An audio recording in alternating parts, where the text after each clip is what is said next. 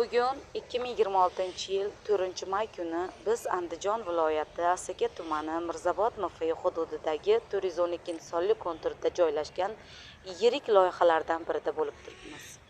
Ushbu loyiha Xalq banki hamkorligida amalga oshirilmoqda. Hozirgi kunda bu yerda 10 gektar maydonda sarimsoq piyoz yetishtirilmoqda.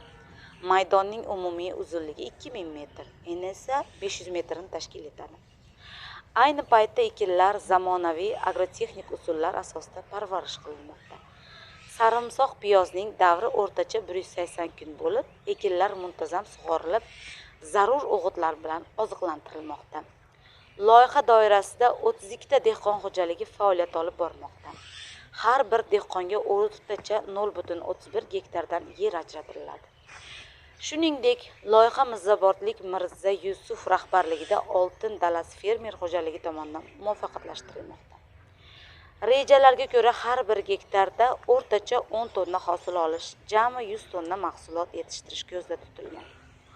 Hosil yig'ib olingach, ikkinchi ekin sifatida sholi ekish rejalashtirilgan. Bu loyiha nafaqat hosildorlikni oshirish, balki aholi bandligini ta'minlash va daromadini ko'paytirishga xizmat qilmoqda.